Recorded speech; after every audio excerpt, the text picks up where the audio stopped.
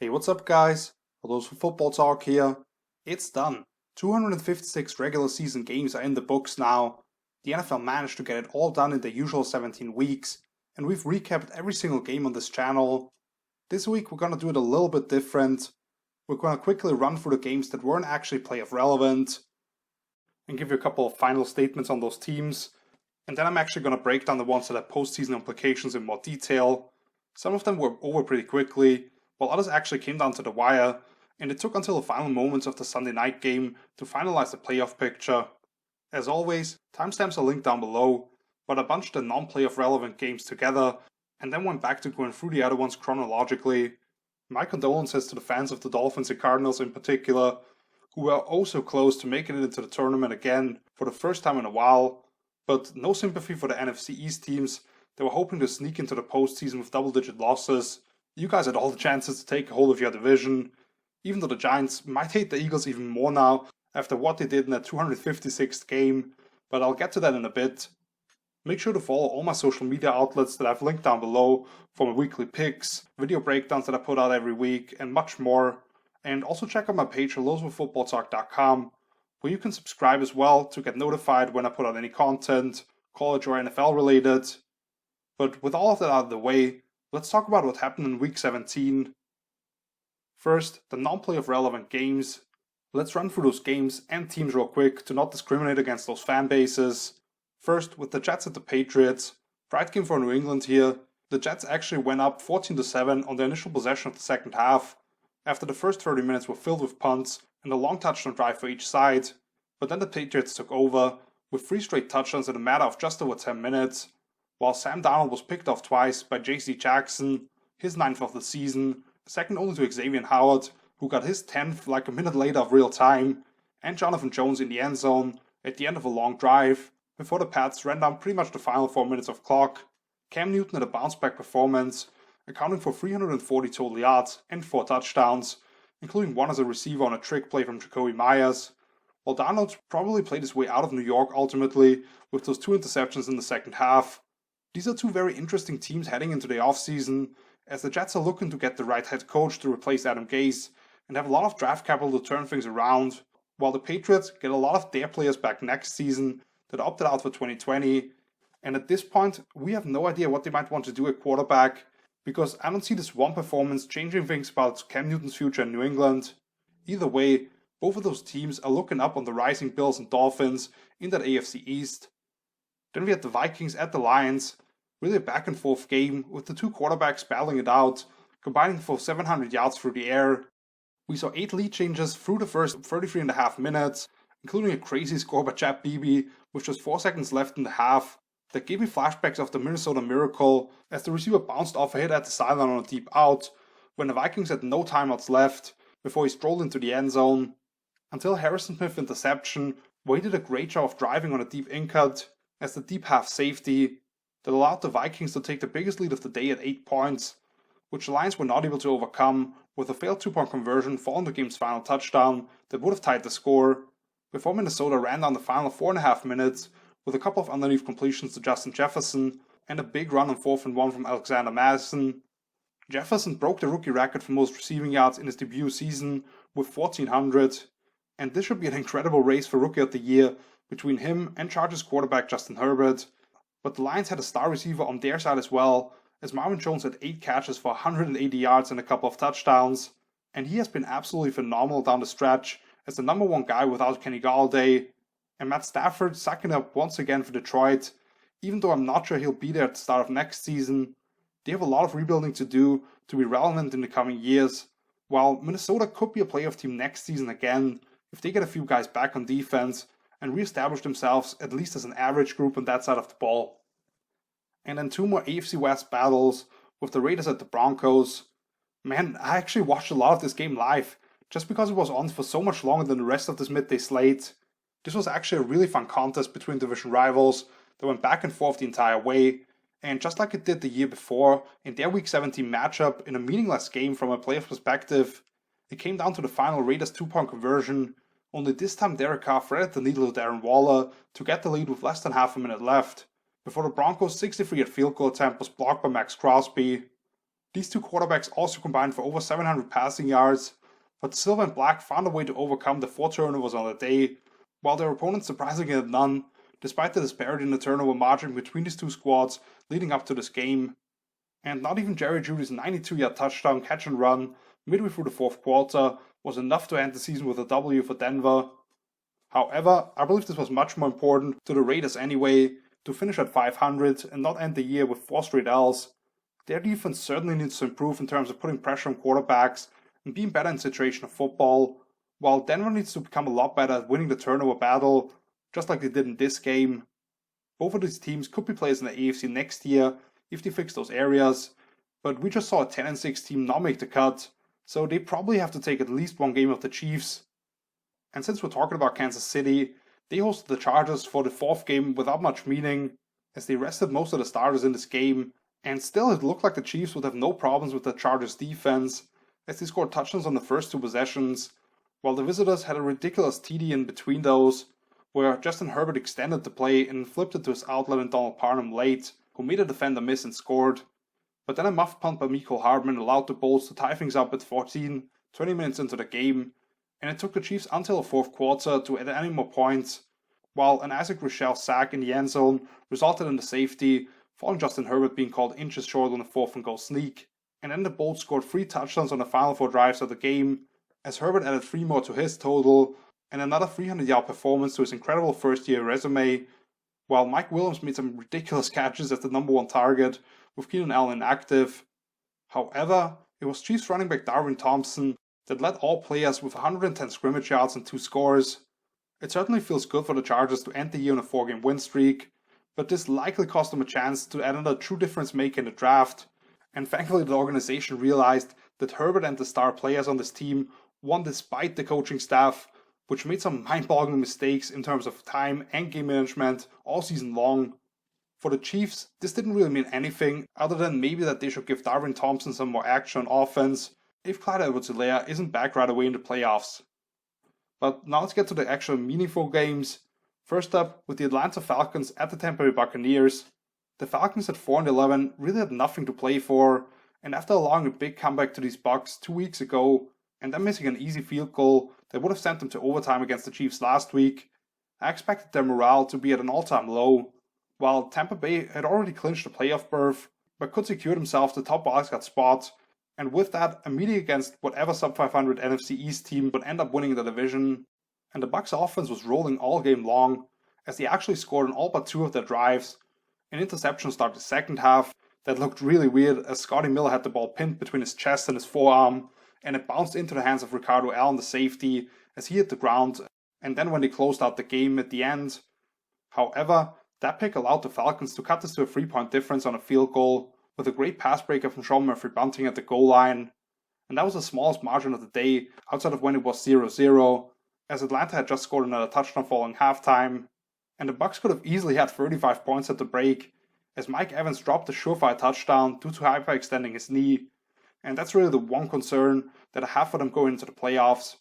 Then Antoine Wilford had a scoop and score overturned upon review because he was just touched down. And then Cameron Brate slipped on an out route at the end of the half, which all 3 of those ended up in field goals. Brady was on fire once again, and both Antonio Brown and Chris Godwin got to eat, with over 130 yards and 2 touchdowns each. However, the Falcons would not go away, as they continued to have success with quick throws off those little play fakes, and a lot of late checkdowns to the backs was the zone coverage. And they cut this to a 3-point difference once again, with about 8 minutes left in the fourth quarter, as Brian Hill ripped off a career-long 62-yard run around the right edge, and then Matt Ryan hit a wide-open Hayden Hurst off-heavy play action on 4th and goal. Yet, despite Dante Fowler getting Atlanta's only sack of the day to set up a 3rd and long around midfield, Brady responded with a deep bomb for Chris Godwin, and then hit him again for a 4-yard touchdown on the slant route.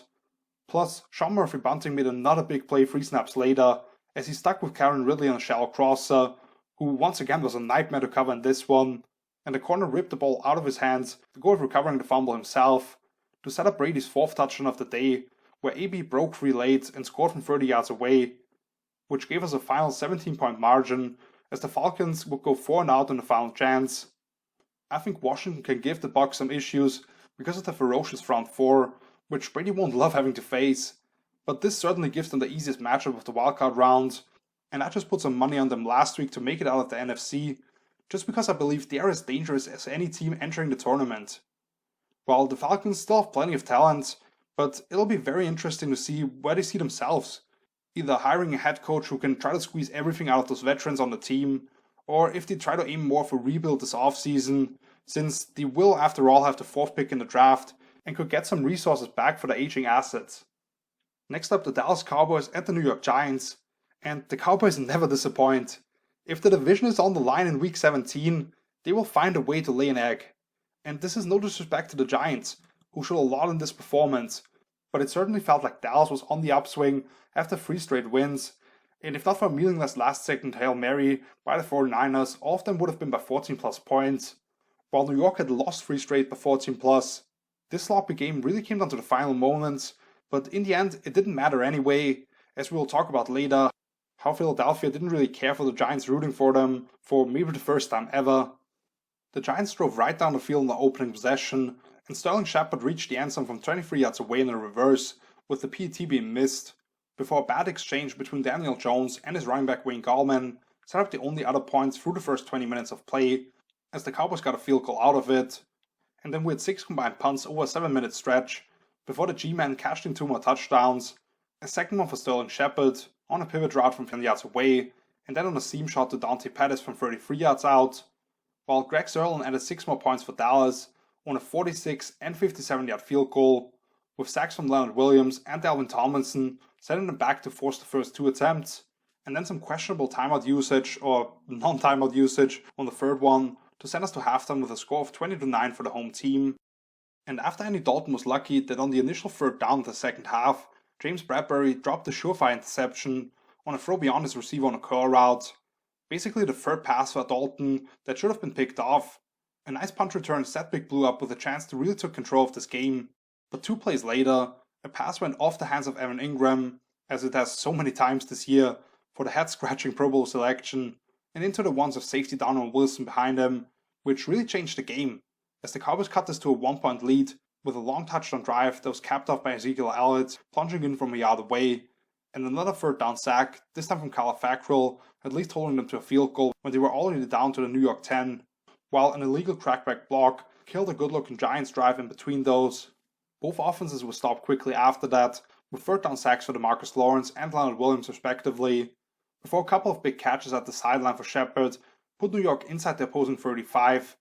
and it looked like Darren Wilson had made his second huge play of the day, as he took down Daniel Jones for a big loss that would have knocked him out of field goal range, but then a very controversial catch from Dante Pettis, where it certainly looked like the nose of the ball hit the ground before the receiver had full control, and Mike McCarthy, for some reason not throwing a challenge flag, allowed Graham Gano to hit a 50-yard field goal to put the G-Men back up by 4 with 6.5 minutes left, as both the running backs picked up a couple of key conversions, and then Dalton was left untouched around the left edge on a 4th and 1, before flat screen to Dalton Schultz set them up a 1st and goal.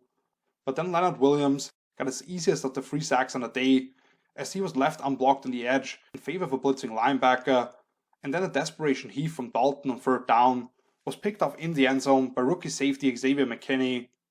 However, the game still wasn't over, as Wayne Gallman already had the game-sealing 1st down, but then just lost the ball with anybody swiping at it, yet thankfully he found a way to bring it back into his body with a clear recovery upon review.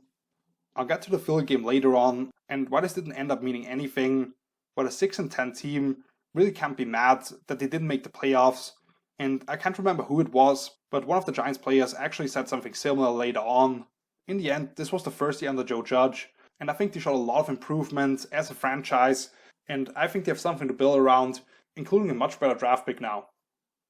Now let's get to the Pittsburgh Steelers at the Cleveland Browns.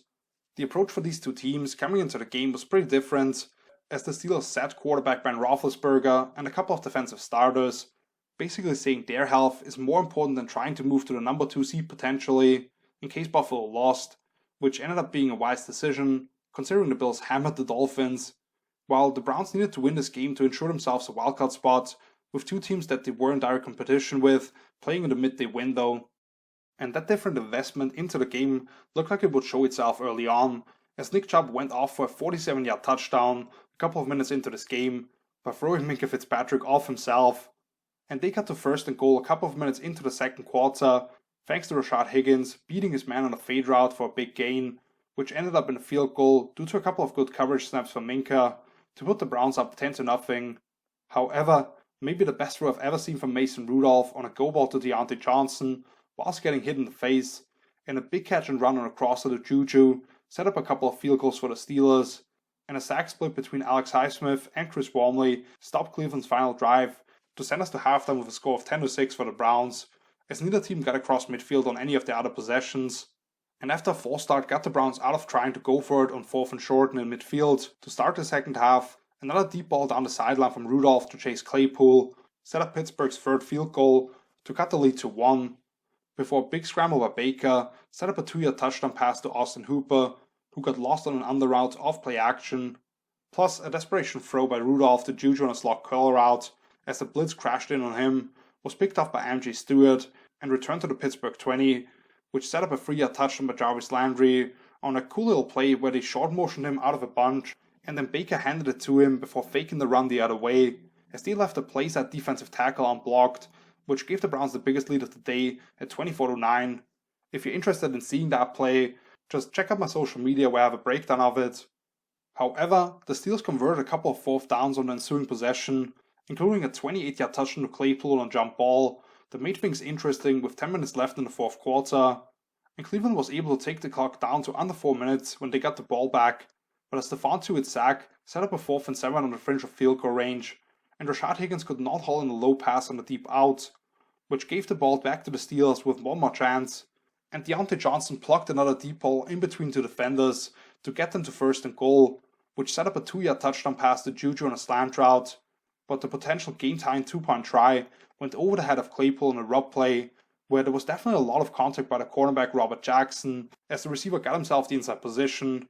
and after the fourth tight end for Cleveland and Steven Carlson, who for some unimaginable reason is their hands guy on the onside kick team rather than Jarvis Landry, got really lucky to end up with a recovery after the ball was originally squeezed in between his legs. They called Baker's number on a quarterback sweep the ensuing third down to seal the victory and send the Browns to the playoffs for the first time in 18 years.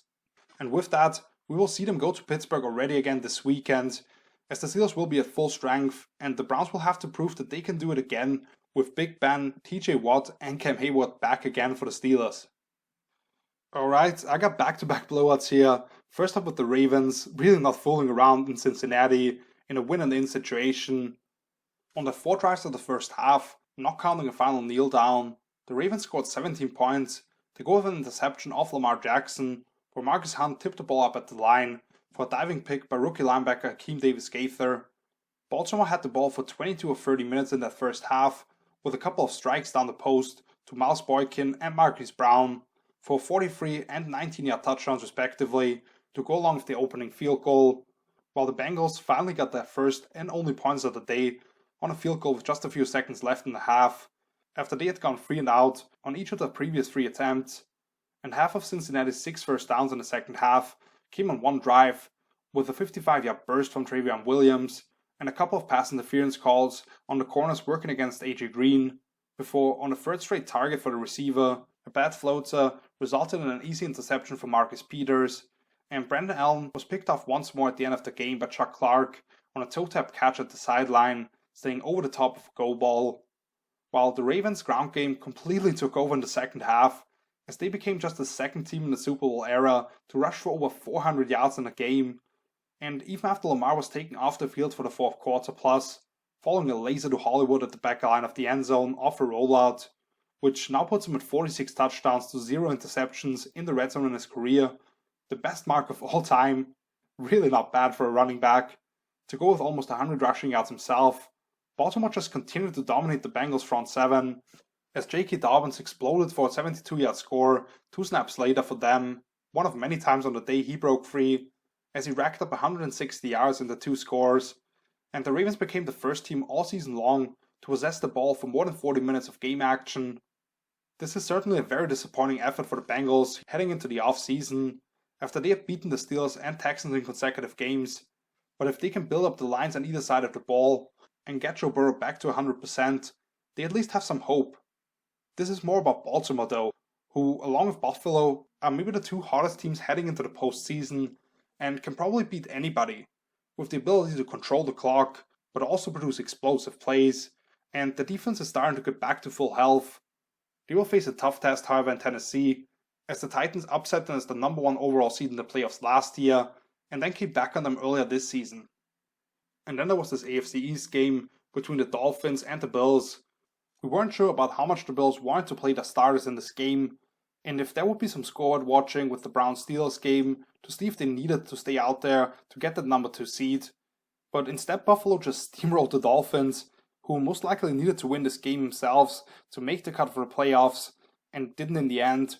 as Josh Allen and company shredded their then number 1 ranked scoring defense, and the Miami offense just did not get any big plays for the competitive part of the game. Things actually didn't start out great for the Bills at all, as Byron Jones made an outstanding toe drag interception off Allen on the initial drive of the day, trying to thread a pass to Gabriel Davis at the sideline late, where the rookie receiver could have done a better job of working back to the ball as well, which after an unblocked Tremaine Edmonds came through for a sack on 3rd down, led to a Miami field goal, and that 3-0 lead would hold through the first quarter, as the two teams combined for just 1 first down over the next 4 possessions. But then Josh Allen just started lighting up the Dolphins secondary, heavily targeting Stephon Diggs and tossing a couple of touchdowns to Isaiah McKenzie, who scored a 3rd one on a highly entertaining 86-yard punt return touchdown. And when it looked like up 21-6 following another Miami field goal, Matt Barkley would take over at quarterback with under 2 minutes left. Allen came in one more time and threw 3 strikes, including a 32-yard touchdown to John Brown on a start of fade. Barkley did take over in the second half, but after Miami went down the field on the opening drive for a touchdown, as Tua finally started throwing the ball beyond sticks, it was Buffalo's defense striking with a pick 6 for Josh Norman, who had just set the Dolphins up at the 1 with a pass interference call on 4th and goal, which resulted in the Dolphins' first touchdown with Myles Gaskin punching it in, as Norman got pretty lucky that his receiver fell down on the route and he could just high step into the end zone.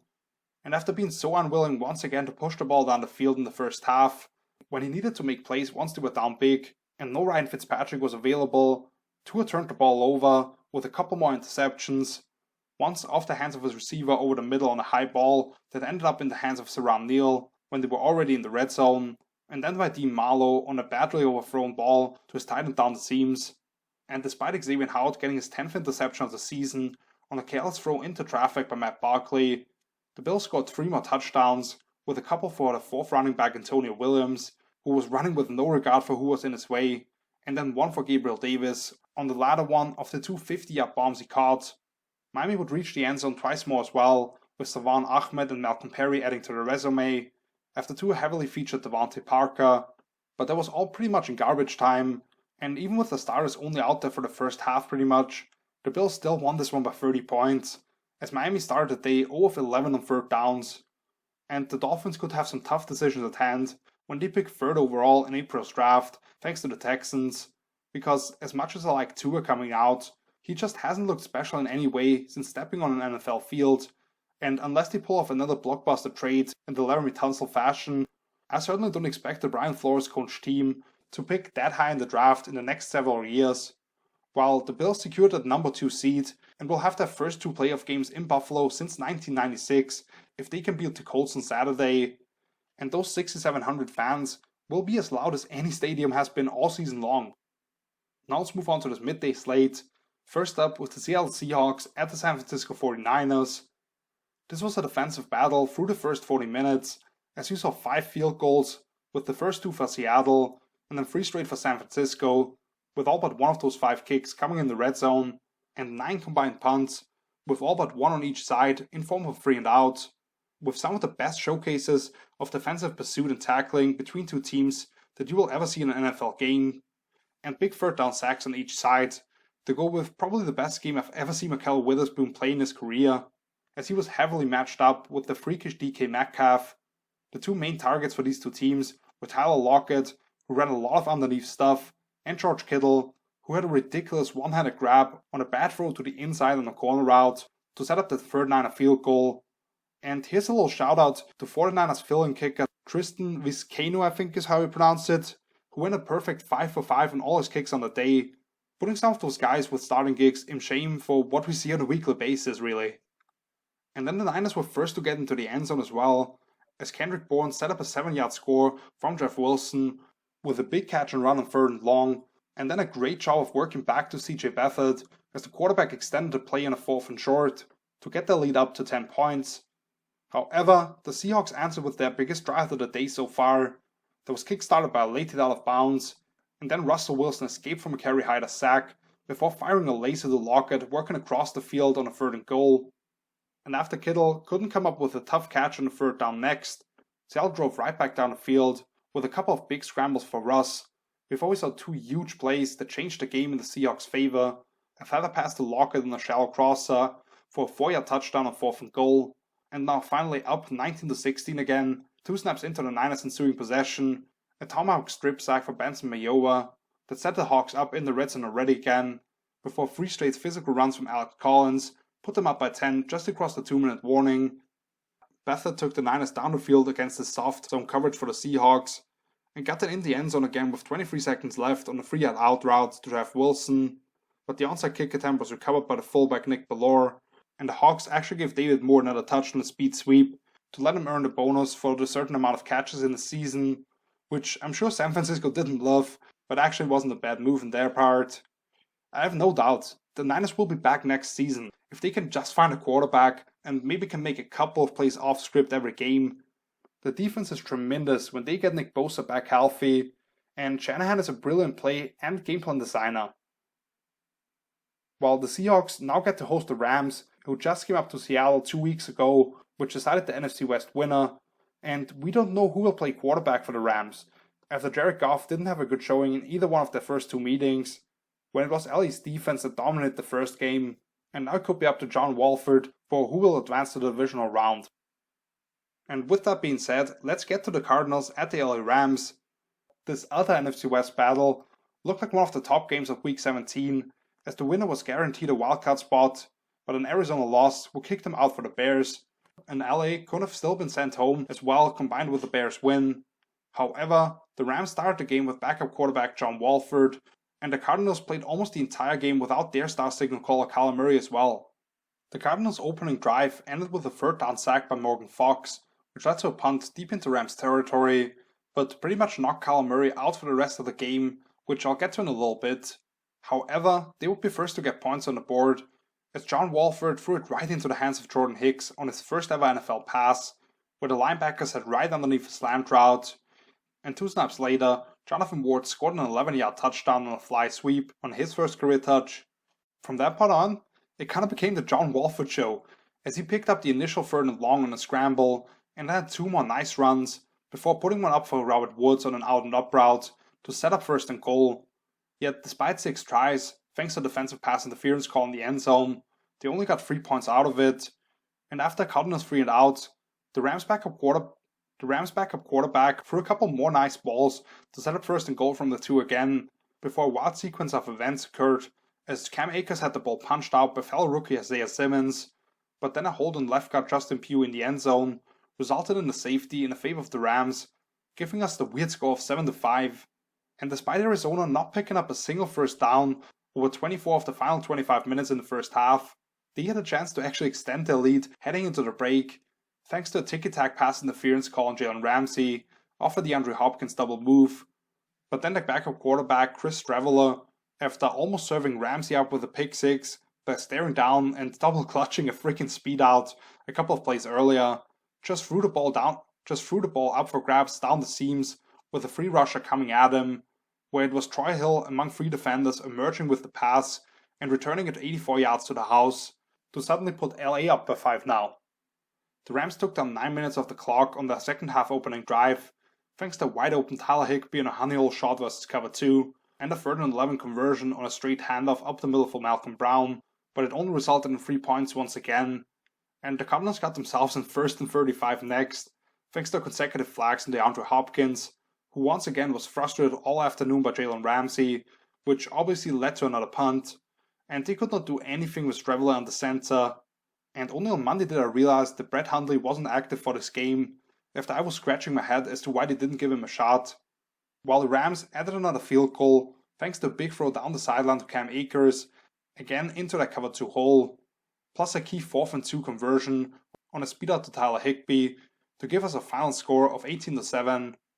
because even though Kyler hobbled onto the field for the 4th quarter and actually threw a dart on the initial 3rd and 14 to go with a couple of more strikes to Dan Arnold in order to set up 1st and goal, their field goal attempt was blocked and the Rams defense created 2 more stops, with Kyler just not being able to put anything other than his arm into throws to go with pretty much a game-sealing keep for Walford around the right edge to pick up another 3rd and long. This really sucks for Arizona, because they had so many big moments this season, but they are not ready to make a playoff run. Cliff Kingsbury has been pretty disappointing this season, and they've put it all on Kyler Murray, who has had some magical moments this season, but teams have figured out a way to make him less effective by taking wide angles off the edges and forcing him to step up and throw over his offensive line. And for the Rams, it'll be really interesting if Jared Goff can play at Seattle, or if they roll with Walford again, who, despite the low scoring output, had a very gutsy performance after throwing that initial pick. Next, the 2 AFC South matchups. First up with the Jaguars at the Colts. Had all 5 10-5 teams in the AFC won on Sunday, the Colts would have been the odd ones out due to some tiebreak implications, but with the Dolphins losing in the early window, the Colts controlled their own destiny against a team whose only win came in the season opener against these same Colts, and with the number 1 overall pick in the upcoming draft already secured, had nothing to lose in this one either. However, this was the Jonathan Taylor show. We'll get to Derrick Henry in a couple of minutes, but it was actually the Colts rookie running back who rushed for an NFL season-high 253 yards in one of the final games of the year. The Colts put themselves in scoring position on all but one of the 6 possessions in the first half, but had to settle for a couple of chip shot field goals from inside the Jacksonville 10, and then had one come up a little short from 56 yards away with time running out in the half, while the Jags scored on their final possession before the break with a 9-yard touchdown to Laviska Shenault on a slant route after the Indy defense didn't allow them to cross the 50 once before that, and Darius Leonard set up the game's first touchdown on a strip sack off Mike Glennon, making the halftime score 20-7 for the Colts. And after Rodrigo Blankenship banged another long field goal off the right upright to start the second period, Jacksonville actually made this a 1-possession game, with the second touchdown grab for Shenault on a shake route from 8 yards out,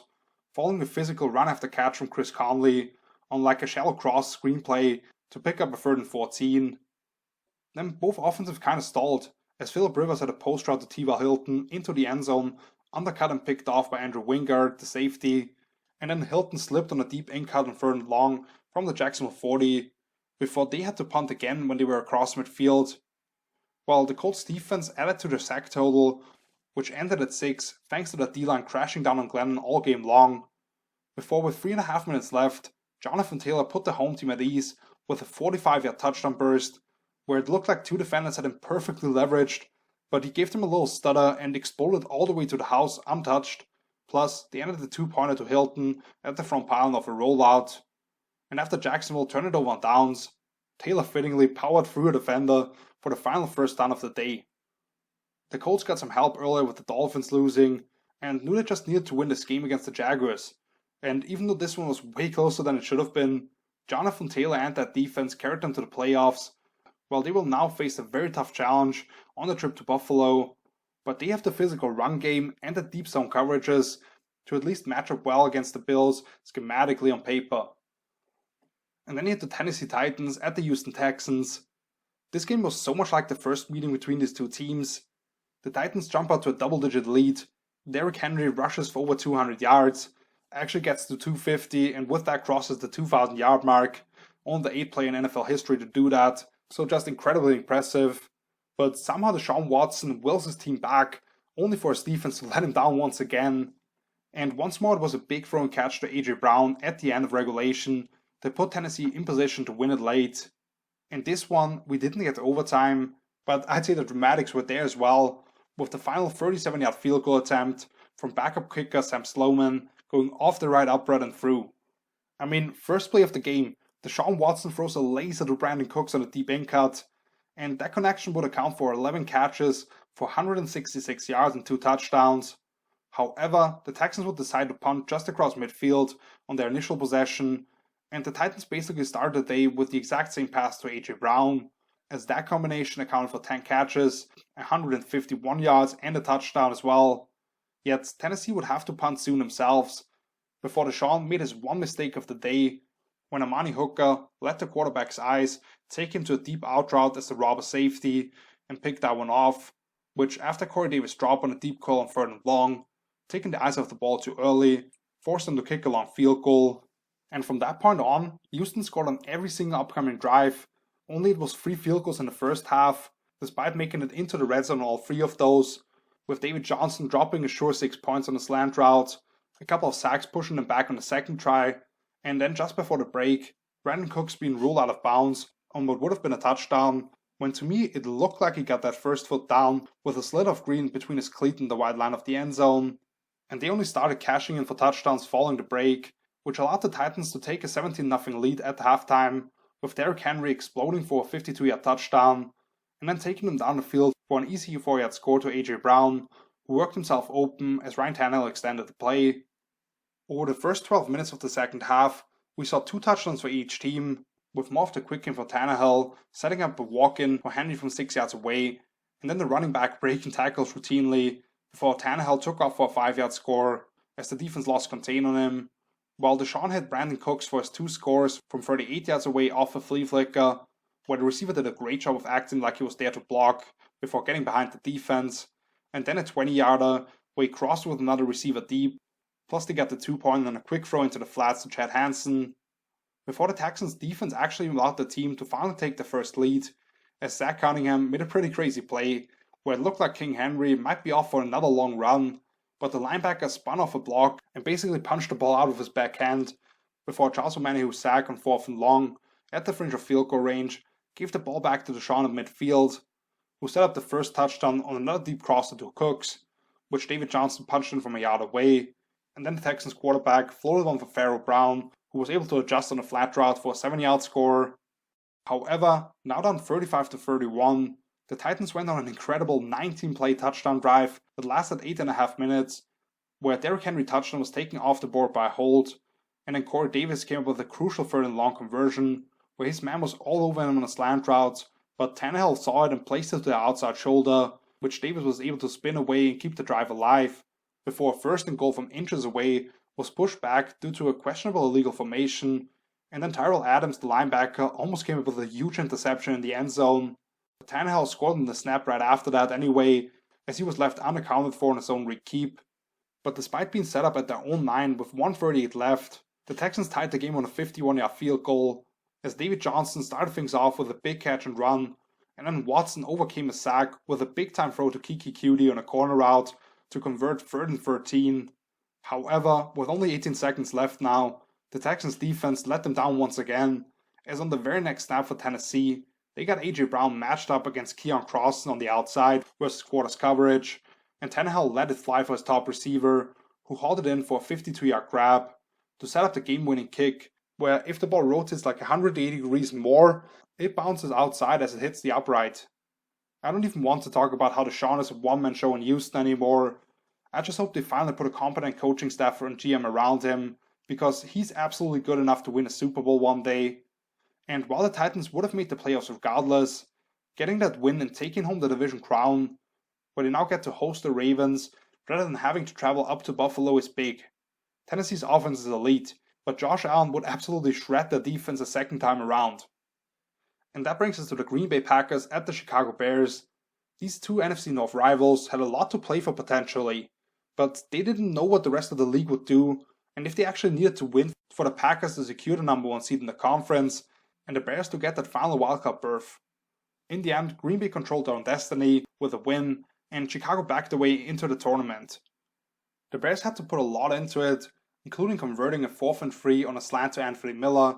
and it took them half the first quarter to do it, but their opening drive ended with a David Montgomery touchdown. However, the Packers answered with a long TD drive of their own that took down the rest of the first quarter and was capped off by a sick throw from Aaron Rodgers across his body to Robert Tonyan on a crossing route. Green Bay's defense got a quick stop after that, but Tavon Austin fumbled the ball in the ensuing punt to set the Bears up in the red zone already again, and they went back ahead on the field goal. Yet, 3 snaps later, Rodgers floated to Marcus Valdes-Scantling down the seams for a 72-yard touchdown,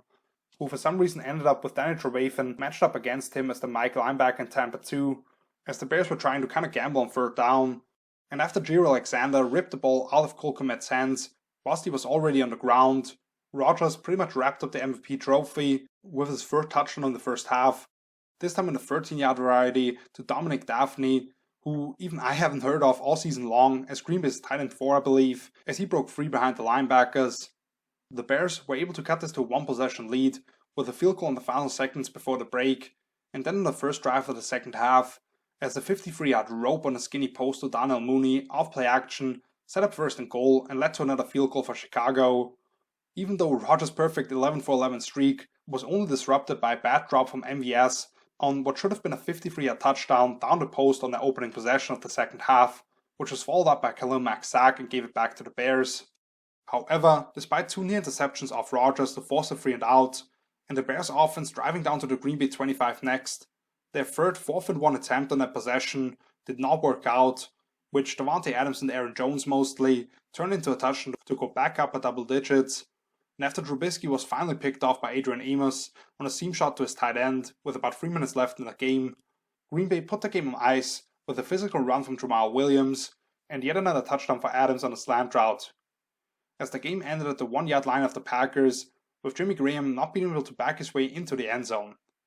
While the big tight end couldn't, the Bears did, into the playoffs that is. Going to New Orleans will be a very tough task, but I'm guessing the Saints would have rather hosted the Cardinals or Rams without their starting quarterbacks potentially, instead of the Bears that had won 3 straight before then and scored at least 33 in all of them. While the Packers now have a week off and the rest of the NFC will have to come to Lambeau Field. And in a final 4:30 kickoff with the New Orleans Saints at the Carolina Panthers,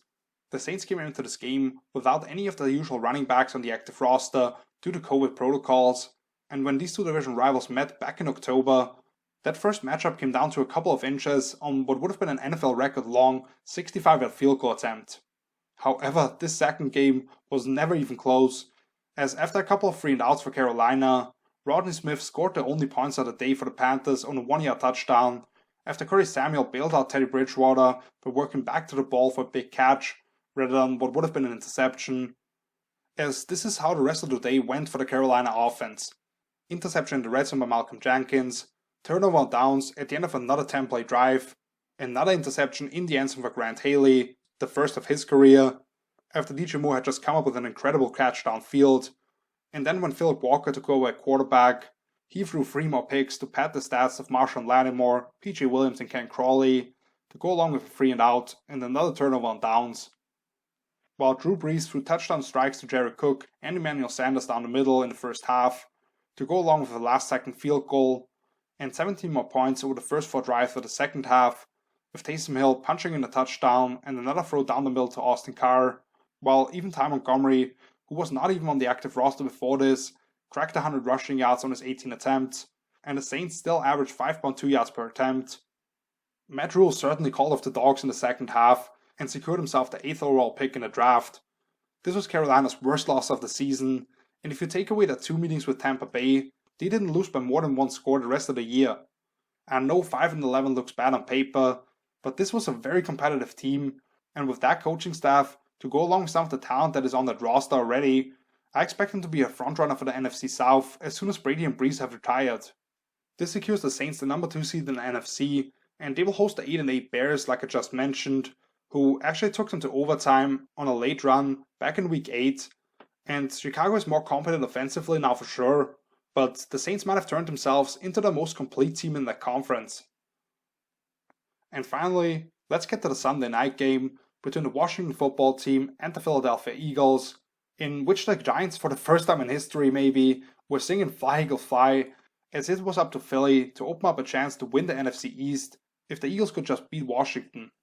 And things didn't look good for the Eagles or Giants early on, as Washington scored on the first opening drive all season long, with consecutive catch and run plays for Logan Thomas and Steven Sims, and then Alex Smith hitting Terry McLaurin at the back pylon for a 5-yard touchdown on a corner route. Plus, after Cameron Cole came up with an interception working against Zach Ertz, where he was all over a slant route on the backside of an RPO concept, the football team tacked on a field goal to go up 10-0 just 11 minutes into the game. However, the Eagles would score touchdowns on consecutive drives next, as a Greg Ward reverse pass to Travis Fulgham got them past midfield for the first time of the night, and after defensive hold wiped out a big third down sack, Jalen Hurts scored on a zone read keep from 5 yards away with a nifty juke at the end of it, and then he scampered in for another 5-yard touchdown by taking off up the middle after a big third down throw and catch down the middle to J.J. Arcega-Whiteside. The Washington offense couldn't put anything together offensively until the final 84 seconds, when Alex Smith hit a strike over the middle to Cam Sims, and then allowed Logan Thomas to sky over the linebacker underneath him in the end zone for a 13-yard score to go back up 17-14 heading into the break. And after 3 quick 3-and-outs between these two teams to start the second half, Boston Scott burst through a big hole up the middle on a zone play to get past the 50 again, but they decided against the potential game-tying 54-yard field goal attempt.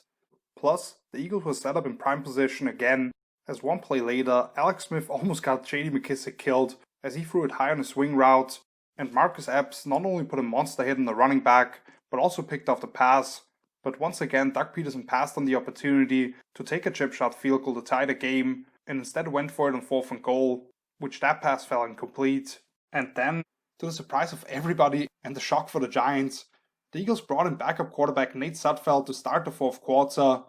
and they traded interceptions with their opponents, first by Jeremy Reeves as the deep half safety over the top of a fade route, and then Alex Smith throwing one to TJ Edwards on a pass way too far to the inside on a deep pass from Logan Thomas, who also slipped on the play. But the Eagles gave it right back 2 plays later as a low snap went off Sudfeld's hands, and he tried to pick it up rather than jump on it as Montez Sweat dove for it and knocked it over to Chase Young to set Washington up at the Philly 25, which led to a first and only points of the second half on a Washington field goal, because Philadelphia finally got the ball back with under a minute left, even though their opponents gave them enough chances to take it away, as first Steven Sims muffed the punt that he was able to recover himself, then Alex Smith had a bad exchange with the center, but found a way to jump back on top of the ball himself, and finally one of the Eagles' backup defensive linemen jumped across the line on the 4th and inches,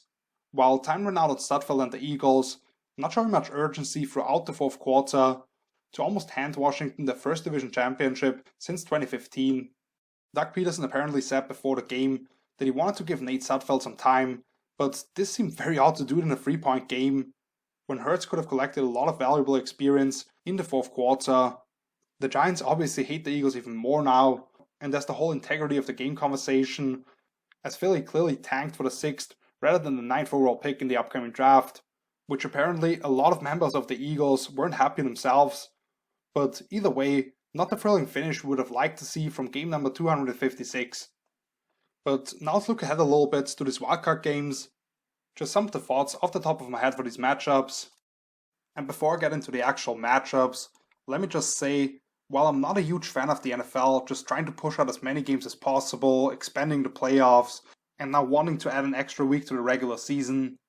it's pretty cool to have 2 triple headers for the wildcard weekend. And we're going to start with Saturday.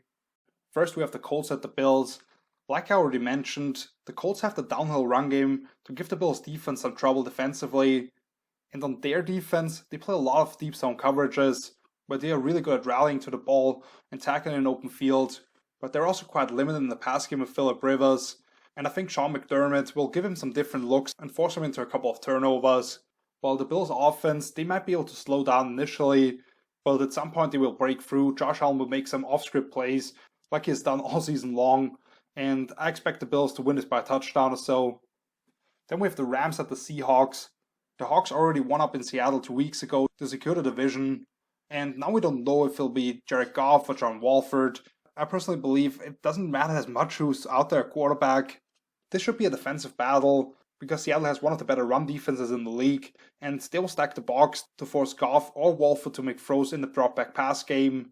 While the Rams defense is one of the best in the league, and they've already shown that they can give Seattle some trouble, whether it's Jalen Ramsey matching up with DK Metcalf and holding him to season lows, or the defensive line crashing in on Russ. Really, no matter the quarterback, I think this should be a one-possession game,